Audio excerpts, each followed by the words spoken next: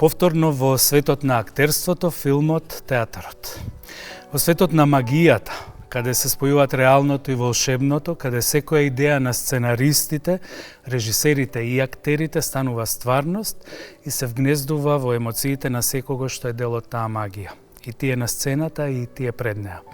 Кариерата на една актерка не е само листа на улоги, туку колекција кожи кои таа ги остава по патот.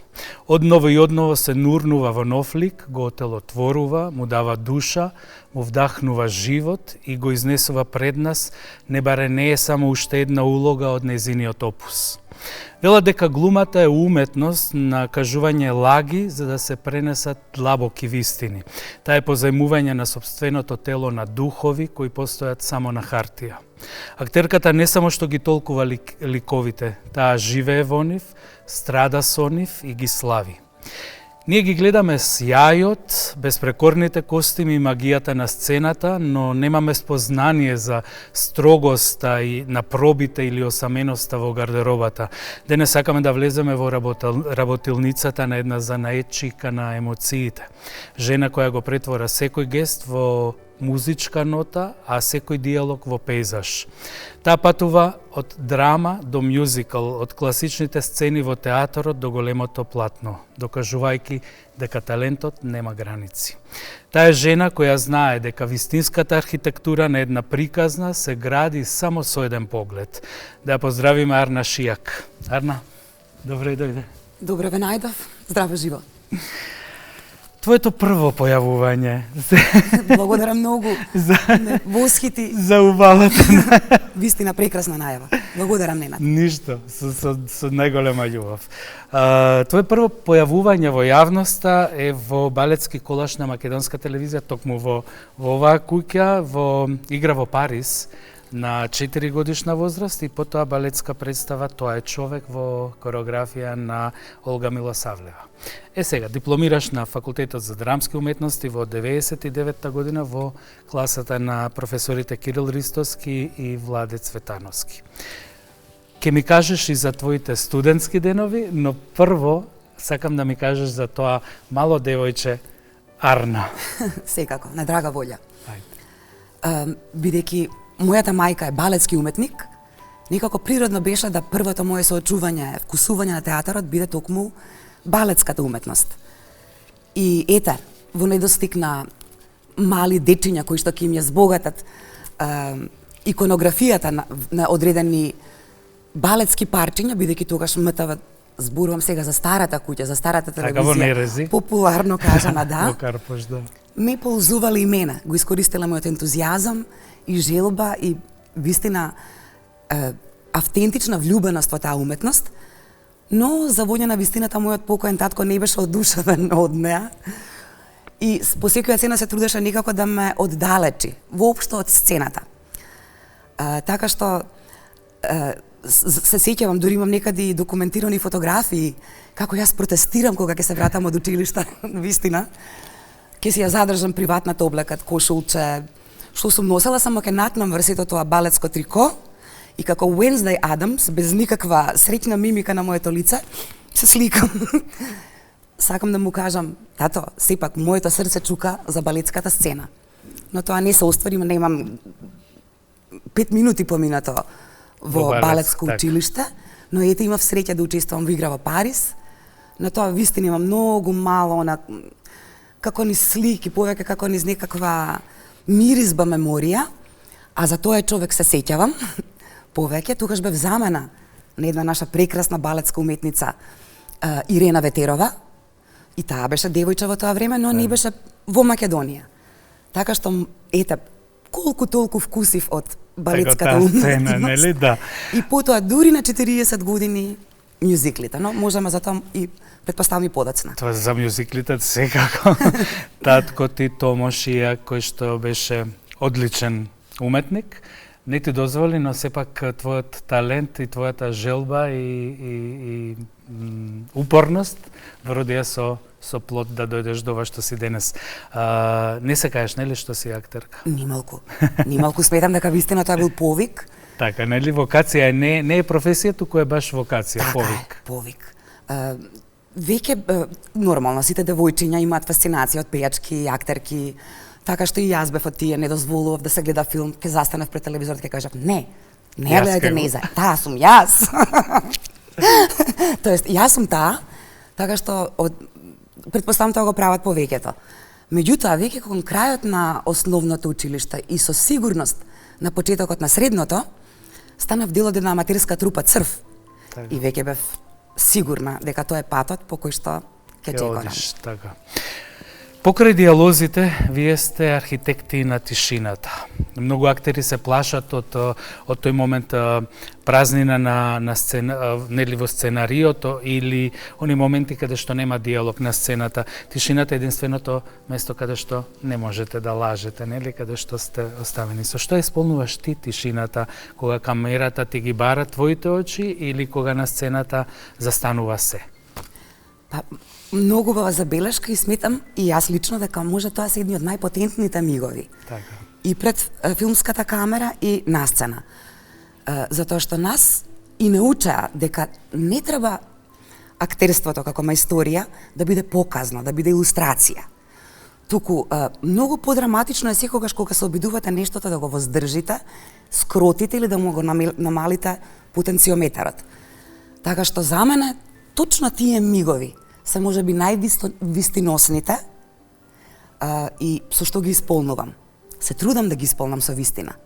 Со сето она што тлее од оздола и е најавтентичното, што можеби после тоа зборот или партнерската игра ќе го испегла, среди и наведен из други меандри, но ова е есенцијата. Така. Аматерска театарска дружина Црв ја спомена скечеви во истоемитувани на македонска телевизија, театарски представи на сцените на македонски културен Младински културен центар, пардон. Тогашниот домашен 25 мај дом на млади. Например, таму е Сиран Луна и некои други на Иванка Апостоловска, што имаш играно. Следи Прилепски театар, опера за 3 гроша, на Владе Цветановски играш Луси, филмот Gypsy Magic на Столе Попов, Рамиза во 97-та.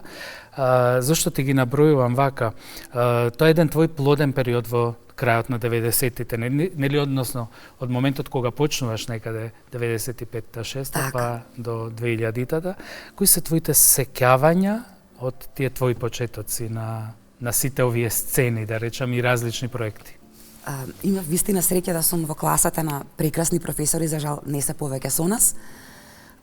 Владе ни ја даде таа шанса на сите студенти што бевме во неговата класа и тоа беше нашата прва професионална представа, иако се уште бевме студенти, така, во Прилепскиот театар. И тоа беше едно вистинско ватрено крштевање, што би рекла, со еден огромен автор, како што е Бертолд Брехт. На крајот од тоа театарско патешествие, Владе не собра сите негови ученици и рече: презадоволен сум од вашиот влог, но најмногу од сите вас си играше Арна. Си го даде правото за игра и радост на сцена и токму заради таа моја игра и смелост тогаш реши да ми ја довери главната улога во Средјата е нова идеја во Европа, во Драмскиот театар. И тоа беше за мене еден голем залак, огромна возбуда, така што секако ќе ми остане во прекрасно сеќавање, а вака ако се обидам една слика да издвојам, тоа е Европа која тоне и патува низ вековите, и такво некако е прилика моето патешествие воопшто во светот на театарот.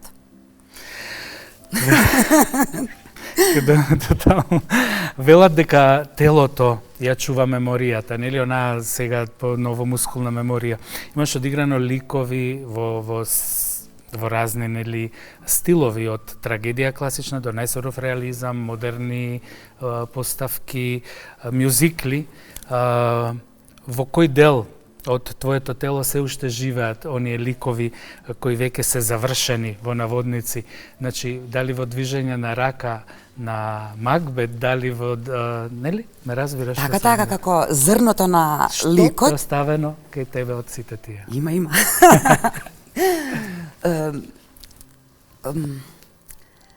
Тоа е исто интересно прашање, колку ние успеваме да ги стишиме тие искуства низ кои што сме поминале како ликови, колку тие остануваат понатаму дел од нашата лична автентика, бидејќи еве конкретно сега, естетизацијата на мюзиклите не дозволува баш ние во приватното многу да ги протнеме, освен евентуално во позите што ги завземаме, еве како и во нашата непосредна поза пред почетокот на емисијата.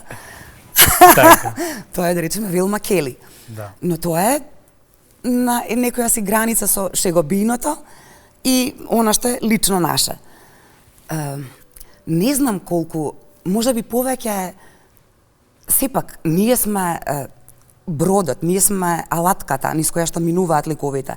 Така што можеби ние вткајуваме и ги правиме автентични сите тие ликови. Сега, но во смисла останува по одредено време кај тебе, нели, некој не буквално движењето, него во кој дел од телото ти се впишуваат тие, затоа што вие сте еден вид пергамент, еден вид кожа по која се испишува улогата, нели? Сега телото е тело, е брод и ја носи таа улога, без тоа не може улогата да постои. Затоа рековме вие вдахнувате живот. Така е, но веројатно тоа повеќе се врежува во нашите невидливи делови. Така. Тоа ќе да е душата и срцето. Потоа ќе го споменаме и умот. Сега го. Но најмногу мислам дека елоквенцијата на еден актер избива однатре. И тоа веројатно можеби и на несвесно ниво допира до публиката повеќе, но низ неговите очи како прозорец внатрешен свртен кон надвор. Си дозволам да кажам, знаеш дека имаш поглед кој што е многу автентичен, а говорот ти е сосема различен од сите актерки што ги познавам. Благодарам. И кога би го чул каде и да е, ќе кажам, Арна е. Значи тоа е тоа. Твојата елоквенција е невидено посебна и мислам дека уште повеќе треба да ја користат во земјава, додека ја имаме. Велат дека, односно кога ќе заврши представата и публиката ќе си замине, театарот останува во наводници, во нели она глува тишина. И што правиш ти со сета таа енергија што ти останува од, бидејќи си енергична, си внесена, си дадена, со сиот оној адреналински наплив и преобразба што сме доживеале претходно. Со тоа потоа. Јас сум од тие актери што навистина има потреба од заземјување, што би се рекло, од некаква калибрација, да. После сето и некако природно ми е да малку тихувам. Природно ми е малку да останам во гримјорната подолго време. И обично или ги пропуштам коктелите потоа или доаѓам на самиот крај, бидејќи моето битие вистина нема потреба за тоа. Евентуално да сум обкружена со колегите, колешките со кои што сме ја правела представата, верувам дека сите ни треба тоа заедничарење, затоа што сте се дале заедно. Да, е малку чуден. Доколку би било попаушално и поповршински ова со кое што се бавиме, не би имало проблем да се излезе туку така, но вистина ни е потребно заземјување, малку и тихување, мирување, молчање, символички симнувајќи го гримот од себе, симнувате одредена меморија од тоа што го сакате да го оставите на сцената, но тоа верувајте не е така наивно. Тоа е тоа она што ние како гледачи, што не сме искусиле таа класична глума или актерска работа, не можеме тоа и затоа те прашувам. Знаеш, на луѓето, на публиката ми изгледа дека ти си Арна која што глуми, се отшминкува и се заменува од гримјорната и толку. Не е така. Не е само Showtime folks, што би се рекло од All That Jazz. All That Jazz, да. He ran into my knife 10 times. Во индустријата често, многу обседната со една вечна младост, со убавина, театарот е малку поиздашен, малку повеќе ви дозволува, да траете, да кажеме. Како се менуваше твојот однос на сцената со текот на годините, како созреваше како актерка, како твоето лице почна да ја раскажува веќе она приказна која што има во себе токму преку улогите што ги дава. И каде си сега во последно време, тоа посебно ке те праша. Зрелоста, предпоставам дека сакале ни или не икеле, наоѓа начин како да избие на површината. Некако синтетизацијата на сето тоа мене ми се случи токму во мюзиклот Чикаго, бидејќи освен тоа што самиот мюзикл обединува повеќе уметности, повеќе вештини, некако коинцидираше со еден мој личен премин од 30-тите во 40-тите години. И ако претходно сум имала некоја по пеперуткаста енергија, така, сосема јасно. Сега наеднаш добих своја гравитацијата некако почна да станува. Зацврсти крилјата за да застанат, нели? Да, и ако спавкале крилцата 300 на сат, сега ќе пафнат еднаш. Ама јасно и гласно. Ама јасно, да. И тоа некако ниту е намерно. Секако, тоа е со текот на годините и на искуството. Да, и тоа исто, можам да ги сватам нашите стари умни луѓе кои викаат, велеле на времето, немак, да ти ги имам годините, ама да го имам овој сега памет. И вистина е така. Искуството си го прави своето. Секако. Дај Боже нас да не крепат телата, да може да го искажат. Зошто не го поставивте? Го гледав Чикаго кога мислам дека и на премиерата, ако не на премиерата, втората изведба, зошто повеќе не се обнови таква фантастична во која сите бевте одлични. И јас така мислам исто. Сериозно. И вистина беше голем, крупен залак, невидано, но феноменално изведено. Да. Вистина на едно дури на светско ниво, да, без скромност, не би сакала да бидам лажно скромна за некои нешта. Не, воопшто, баш така беше. Бидејќи конечно тој се совпаѓа со восприемањето на публиката. Да. И на они особено што имали искуство да сведочат и други продукции, да, и да направат споредбата. Немам одговор рационален на тоа зошто Чикаго згасна за релативно толку брзо време, бидејќи интересот на публиката не беше згаснат, нашиот ентузијазам исто така. Еве, јас би го гледал повторно, знаеш како, јас го гледав во Њујорк на Оф-Бродвеј, не на Бродвеј, на Оф-Бродвеј беше кабаре со Џон Секада. Може би ти текнува на Џон Секада, пејачот беше многу популарен во наше време. Тој. Тој. Простете за... Да, не, апсолутно. И кабаре е една од мюзиклите кои што е представен колку пати, така што кај нас Чикаго беше на ниво на таа представа што гледав таму. Истина ми е драго. Да. Јас се трудев да не гледам пред премиерата, за да не се заведам, не се поведам по туѓи решенија. Во принцип сакам да сум колку што можам подоследна на сопствената интуиција и приот, но гледав една изведба од Бродвеј што вистина ме разочара бидејќи беше многу скромна во... Па да, не значи дека кој Бродвеј дека е најдоброто. Да, но пак затоа ме восхити од Санкт Петербург изведбата. И мислам дека нашата беше можеби на тоа рамниште. Вашата беше одлична. Значи, знаеш што сакав друго да те прашам? Сигурно има ситуации кога се враќаш дома, сега спомена дека не е лесно да се извади со нели маската која што ја вадиме со шминката и улогата и она во која си ти навлезена за време на представата. Сето тоа.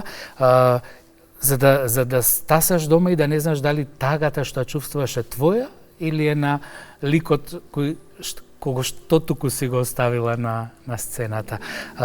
Каде она што ме интересира е каде е жената, Арна каде е улогата, каде е границата меѓу актерот и улогата што ја играте. Тоа е многу интересно прашање за кое што за жал Ненаде јас не знам колку ќе бидам кадерна да дадам умен одговор, бидејќи не ја знам, ни самата за да ја артикулирам. Знаме, можам примери да ви дадам. Бесови, една исто извонредна представа што имавме во 2010 година дури. Мислам во МНТ на покоен Златко Славенски. Извонредна улога Марија Тимофеевна Лебјаткина за која знам не погреши во секоја изведба. Јас имав неверојатна главоболка, која што дури ни аналгетик не можеше да ја реши. Значи, јас не знам како сум успела да затолкам, да продрам некои, можеби и забранети територии, што не знам еве сега да ги објаснам, да ги доближам до нашата публика, можам само да ги оставам да насетуваат и предпоставуваат, но тие вистина влијаат на нас како битија. Чикаго, добро, таа беше и телесно, од телесен аспект голем предизвик, бидејќи... Да, таа беше тешка, се игра, целата представа се игра. На високи подпетици, во одредено жестоко темпо. Се надевам ке ни ја пуштат од режија, ке ни пуштат неколку фотографии од Чикаго да ги видиме како изгледаше. Да? Јас знам дека тогаш ке се вратев дома. Јас не бев кадарна да се соблечам, ако беше зимо, капутот, чевлите. Знам само ке се легнав до кутрето. До неа, не мрдам, значи само дишам една до друга, додека не соберам сила да излезеш и од костим и од улога. Буквално. Ете, тоа ми се мене тие некои сеќавања што ми даваат, ме подсетуваат колку е нашата професија никогаш вистина сурова и жестока и не е така наивна и за сметка на перцепцијата на другите кои што кога ќе те прашаат со што се бавиш со глума, кажи некој виц, анимирај ме. Стендап. Тоа исто интересен момент, бидејќи театарот, за жал, сметам дека во моментов... Се сведе на стендап. Стендапизација се случи на театарот.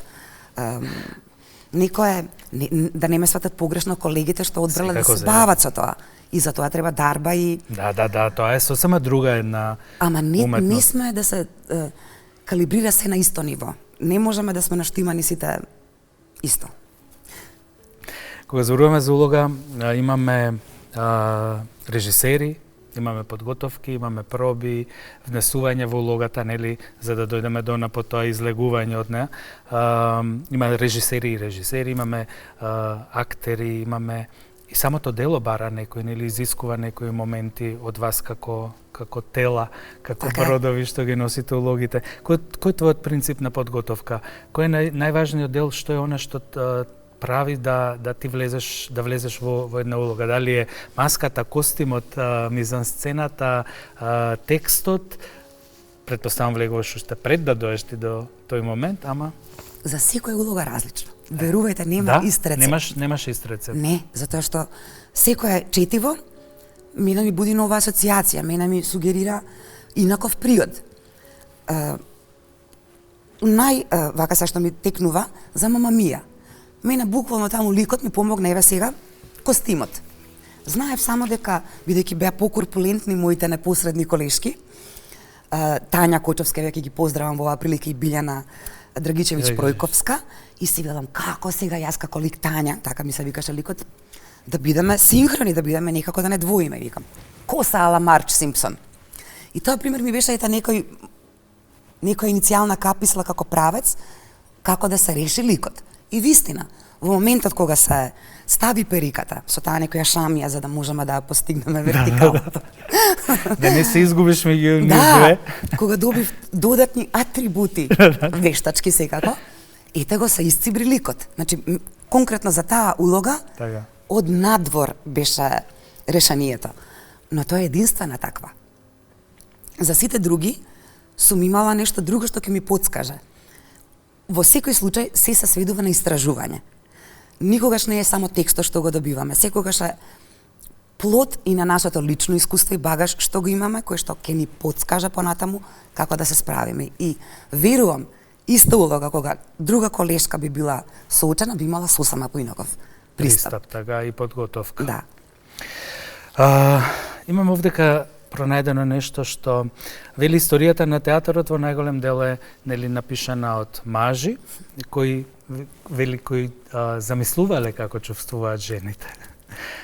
Сега, дали е тоа да биде жена на театар, нели на даските кои живот значат, дали изгледа како куќа живееш во една стара куќа, па сакаш да ги турнеш преградните зидови, односно што сакам да кажам, го читаш Шекспир или ги читаш античките грци и таму каде што авторот напишал хистерија, сакаш да најдеш отпор, каде што ставил, да речеме, кревкост, ти да ставиш стратегија. Затоа што можеме да кажеме дека денес да се биде актерка е да се вратите на себе, не да бидете на кожа, што реков, врз која се испишува. И дали кога ја коригирате таа улога напишана од мажи, на која ја давате еден комплексен глас и лик, кој што бил напишан можеби како архетип или за муза, која е силината твоја како актерка да го преточиш тоа во една актуелна, да речеме, едно актуелно гледање на работите и на поставеноста на жената? Ти изфилозофирав пред мене. Не, прекрасно прашање, вистина сум благодарна. Интуицијата, бидејќи жената својствено, иманентно е и некако можеби по засилена токму незе. Убаво спомнавте хистерија. Тоа е едно толкување ограничено, но самата хистерија сама по себе е многу плодна. Така, затоа што е матката, означува матката и така е. И е иманентна повторно на жената. А бидејќи во театарот има вистина простор за се. Пак и некако многу полесно се бриша како со гумичка таа предпоставеност машка, условно кажано, со како се вика тоа, delivery. Предавањето од жената. Не знам како...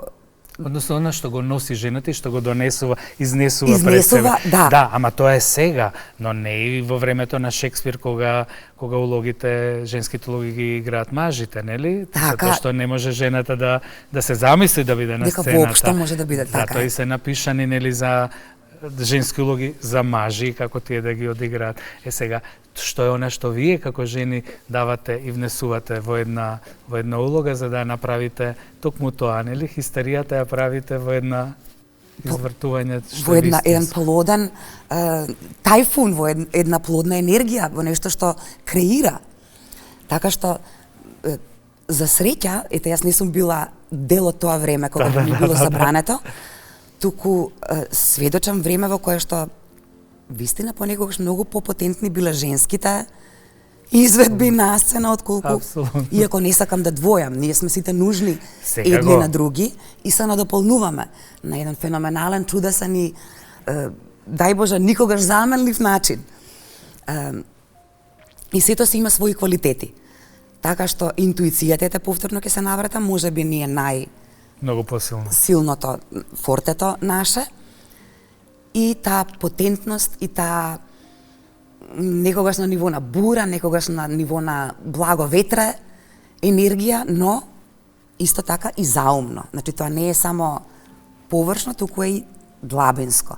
Да не заборавиме и ако се вратиме на старите времиња, пророчиците биле жени. Музеј на приказни, волшебната флейта, Фауст, Хамлет, Вишновата градина, Шопинг and fucking цензор. Таму научив да пцујам, извинете за дигресијата. Таму научив да се пцервувам. Се секам дека ми спомена некогаш дека, односно кога се видовме дека научи да пцуеш, значи на таа представа научи. Беше сам претходно да кажам вулгарен збор без да ми се вистина црвата образите. Не дека ми е пријатно и ден денес, но на сцена ете еден како едно надминување на некаков собствен срам се случи токму таа представа. Ти си од оние, значи, што велат наместо довцет по ѓаволите. Не, никогаш не велат по ѓаволите. Тоа пак ми беше малку смешно, ама се вцрвував, просто не ми беше... Да. Која представа ти буди убави спомени, сите ти будат, не може една да... Ова, ма нели некоја ти останува во... Како? Еве, ти остана Шопинг and fucking да научиш да пцуеш, да бидам малку така подрска, опасна. Тоа што бев, бидејќи дотогаш јас бев доживувана како помлади бевме тогаш секако, актерката која што ја видела во некаква представа да е остварена како девојче, нежно, кревко, што имаат сите потреба да ги штипкаат образите, и по таа линија на помал отпор одеа режисерите и сакаа да ме гледаат пак во истата роља. Срđan Јаничиевиќ. Тоа сега да речем, никој не ти го виде ова сето што го носиш во себе, сета експлозија, што може да прави чуда? Ненаде, мислам, Па нели не тоа? Во животот видовме дека луѓето се претежно опортунисти така. И претежно одат по таа некаква утабана стаза и линија на помал отпор и така им беше згодно. Ова упалило, ако упалило, ајде ќе го рециклираме пак. Се додека ете еден дипломска, мислам дека му беше на Срđan Јаничиевиќ, оваа представа, реши да ме фрли во нова сосема територија и за тоа сум му благодарна. Потоа следеше и цензор, имаше така една и други представи кои што и други режисери кои што имаа храброст и доблест да се обидат да ме замислат во. Тоа е идејата. Тоа е идејата и да по можам мене. да те калапирам, односно твојата професија дозволува да бидеш нели сменета вака или така. Така и тоа е талентот. Ке ги споменам пред да продолжиме и филмовите во кои глумиш, ТВ филмови, па и филмови на големото платно Ноќ проти Васили, да. Иван Митевски, 9 пораки, Дарко Белев, Самитот на шаманите, Александар Станковски 2006 и Тајната книга на Владе Цветановски, Играм филм 2006. Тоа беше интересно искуство.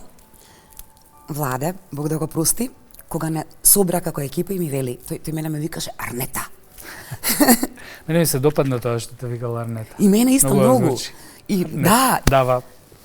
И личносен, неговиот однос беше личносен ко секој од нас. И ми велеше Арнета, ти во оваа представа ја играм Сребренокосата, тоа е лик од неговото детство што тој го запаметил, од бидејќи тој потекнува од Демир Хисарскиот крај. Во Демир Хисар знаеме дека имаме болница за душевни болести, болни. И имало некоја личност што тој ја памети од детството, што имала млада, но имала бела веќе сребрена коса и не зборувала.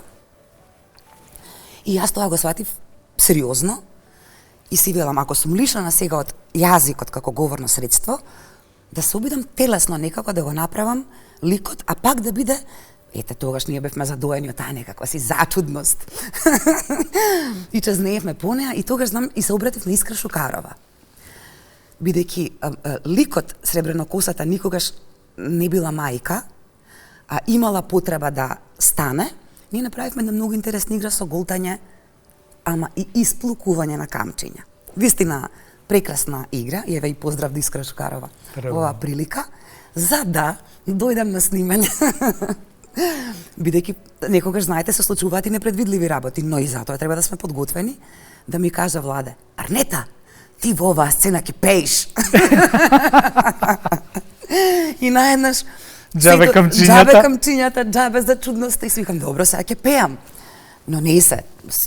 Иако импромту, иако што се вика срдисана со новата задача, но сепак мислам дека и тоа е наша задача, да бидеме храбри, да не се премислуваме премногу. И да кажеме, нема сега, јас ова го замислив, не, да глумиш сега ова. Драговолно да учествуваме во туѓите сништа.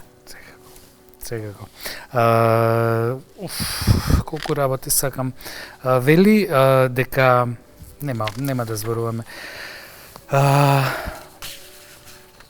Исто така, кога зборуваме за театарот, ќе те вратам пак, дека сцената е населена, самите театри се населени со ехото на оние што претходно ги, односно на ехото на сите минати представи, нели? Така што ти кога излегуваш на сцена, излегуваш сама? Не знам. Пред да излезеш на сцена или ги имаш додека чекаш нели во темнината на кулисите, чувствуваш дека си сама или дека те придружуваат сите оние претходни, не знам, актерки, жени кои што ги одиграле веќе тие улоги? Дали ти даваат, односно некаков поттик и некаква сила за да бидеш најдобра на секоја нова представа? Никогаш, морам да бидам искрена, не секогаш го имам тоа во главата како свесна мисла. На 2 представи сега ми текнува каде што сум го имала вистина присутно. Тоа беше Вечната куќа, по некаква коинциденција на истиот режисер Дејан Пројковски.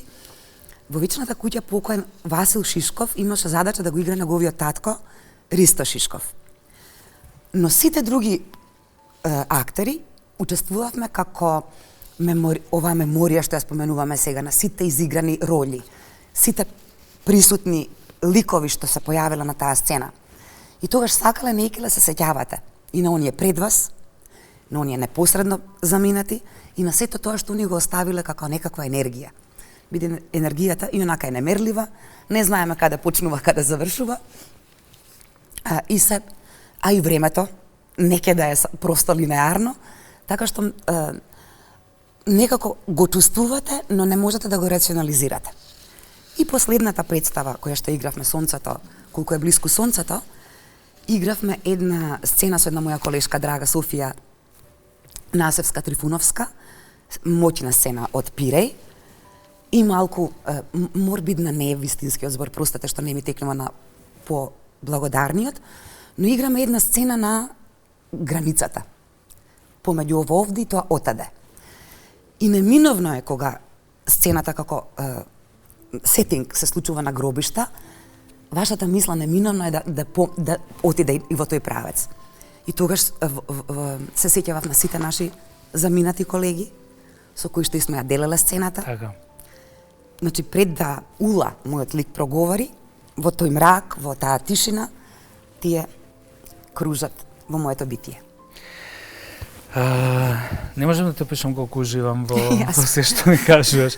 Кога би можела да зборуваш со девојчето кое некогаш си била, тоа девојче од 4 години што прв пат го однеле да одигра во македонска телевизија една представа, што би му кажала што за тоа што значи конечно да се биде жена и актерка? Мислам дали дека вредело сето назад? Да, сигурно би ја галнала, би ја бакнала и би рекла way to go girl. Следи си се себе си, следи си го она што го чувствуваш однатре и биде си искрен и доследен, не дозволувај да те колебаат. Бидејќи нашата професија е многу фрагилна, многу кршлива. Ние некогаш на нас може да повлијае туѓата мисла, туѓиот поглед. Критиката, режисерот, да. И ако ние не сме доволно соверени во она да знаеме просто кои сме и што сме, тоа многу лесно може да не искрши. Не искрши. Јас ево искрено сакам да сум искрена, можам и тоа да го споделам со нашата публика. Имаше еден период кога имав чувство дека не сум доволно искористена, дека малтена сум малку изацкриена. Па јас сега имам, веќе одамна не те гледаме, нели, како да си сосема тргната од се. Така, да, значи 7 години, тоа е една дури митска бројка. Е многу број. Да, но ајде да речеме и не сум единствена, има за жал и други колеги кои што не се искористени, просто не им дозволиле да созреат, да порастат на сцената, а тоа е единствената природна средина за растењето на еден актер. Но мене друго ме загрижува. Тоа што не останува меморијата дури неевена од совремието што го нуди од современите медиуми, како интернетот. Дури ме тера да се запрашам дали може би на некој суптилен начин тој cancel culture не се протнали кај нас. Бидејќи не може вие за Чикаго, за Мама Мија, што беа нели многу популарни представи, да немаме сведочење на интернет. Нема, нели? Нема ништо. И веќе тоа мене ми сугерира за некаква си да, баш cancel culture. Намера. Да. Ова наше поднебие со сите нафаки што ги имаме, сме нели една намачена држава, земја, зборувам од древни времиња, не зборувам за сега, направила да имаме еден многу силен и плоден поетски израз. О, да.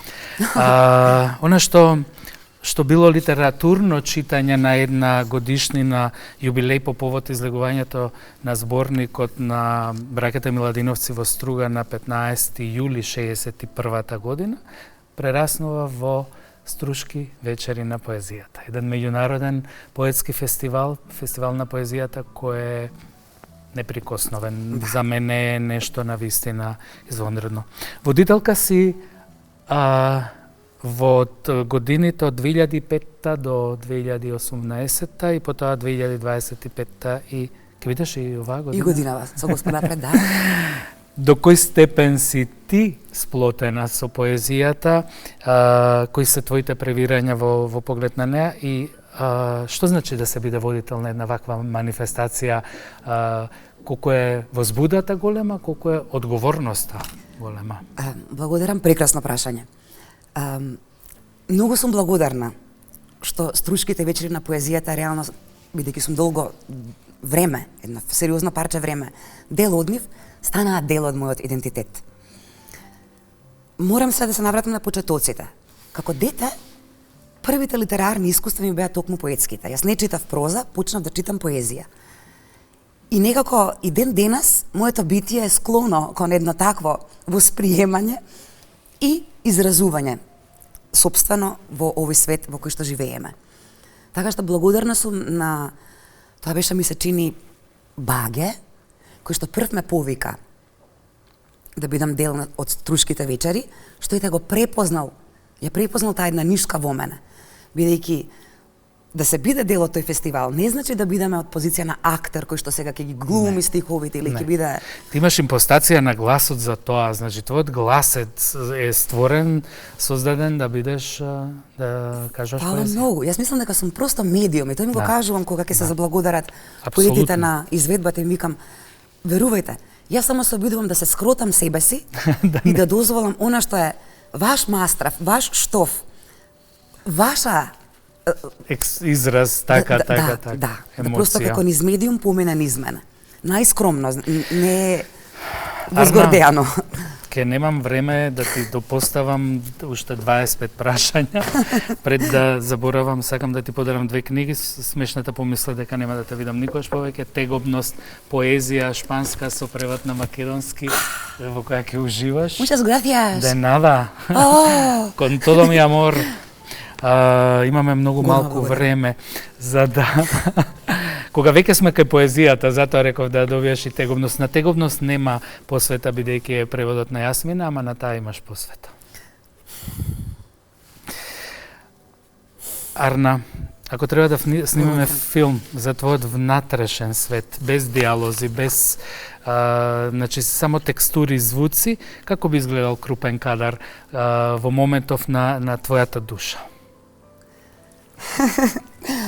Не можам сега да го немам телефончето. Извини, ама ти ми ме инспирираш така. Што да... Има една скулптура од Роден. Тоа се вака склопени дланки две и му се вика катедрала.